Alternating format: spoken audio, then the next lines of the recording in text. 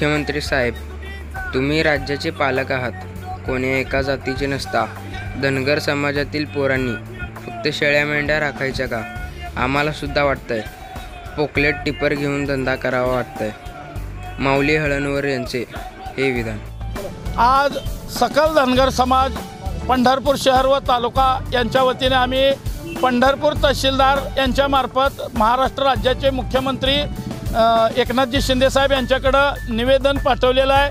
या निवेदनामध्ये आमची प्रमुख मागणी आहे, अण्णासाहेब पाटील महामंडळाच्या धर्तीवरती धनगर समाज व एन.टी. प्रवर्गातील सर्व जमातीला ज्या पद्धतीनं मराठा तरुणांना बिनव्याजी कर्ज दिलं जातं व फाईल दिल्यानंतर ते तात्काळ मंजूर केलं जातं, त्याच पद्धतीनं आमच्या तरुणांनाही कर्ज द्यावं.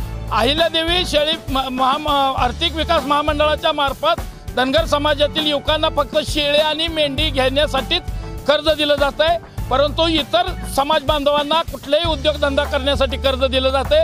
मग आमच्या पोरांनी आता शेळ्या आणि मेंढ्याच राखायच्या आहेत का? आमच्याही पोरांना वाटतंय आता पोकलँड घ्यावं, टिपर घ्यावा, काहीतरी उद्योग करावा.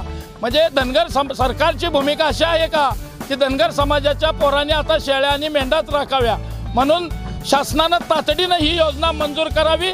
अहिल्यादेवी होळकर घरकुल योजनेमध्ये भूमिहीन ही अट टाकलेली आहे, ती अट तात्काळ रद्द करावी. व कारण आमच्या समाज बांधवाकडे अर्धा एकर जमीन आहे आणि ती उतार असल्यामुळं त्या योजनेमध्ये आमचा लाभार्थी बसत नाही, त्याकरता ही योजना ही अट रद्द करावी. तरच मुख्यमंत्र्यांनी विठ्ठलाची पूजा करावी, अन्यथा या महाराष्ट्रात आषाढी एकादशीला महाराष्ट्रभर उग्र स्वरूपाचं आंदोलन होईल आणि याची सर्वस्वी जबाबदारी महाराष्ट्र राज्याचे मुख्यमंत्री असतील. महाराष्ट्र राज्याच्या मुख्यमंत्र्यांनाही माझं आव्हान आहे, तुम्ही महाराष्ट्राचे पालक आहात, सर्व जाती धर्मात तुम्ही छत्रपतींना मानता. छत्रपती हे सर्व जाती धर्माला सोबत घेऊन जाणारे राजे होते, त्याच पद्धतीनं तुम्ही राज्य करा. तुम्ही एका जातीचे नाहीत. मुख्यमंत्री महोदय, तुम्ही सर्व जनतेचे असलं पाहिजे. महाराष्ट्रातील आमचे सर्व नेते या प्रकरणामध्ये लक्ष घालणार आहेत, ते आमच्या पाठीशी राहणार आहेत. नाही, आम्ही लोकप्रतिनिधीकडे कुणाकडे मागणी केली नाही. आमची मागणी हे सरकारकडे आहे.